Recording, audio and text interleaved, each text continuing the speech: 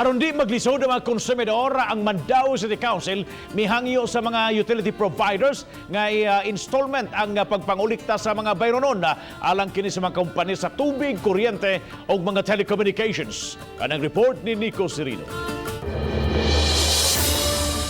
Sama sa kadaghanan, lisod alang niining managsilingan nga taga-ibabaw istansya ang sitwasyon ning panahon karon sa enhanced community quarantine.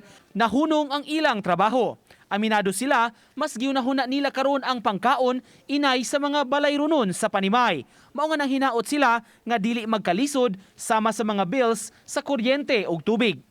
Lisod nga gagag. Una-una. Kaliton ug paningil sir. Lisod nga dapat bugas.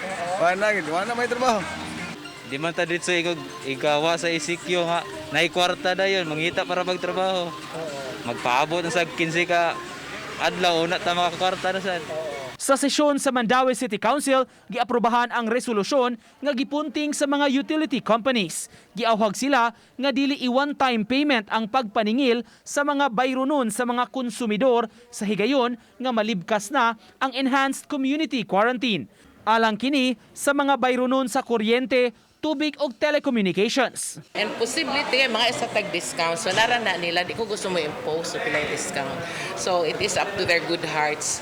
So yun ana, so small things which I think the business community can also help the people. Iduso pa sa mga kumpanya ang maong hangyo sa konseho. Samtang ang Visayan Electric mipahibaw ng daan sa ilang deferred payment arrangement.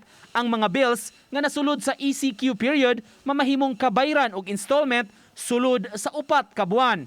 Apan giawhag hinuon ang mga dunay kapasidad mobayad nga moasikaso niini sa ilang opisina.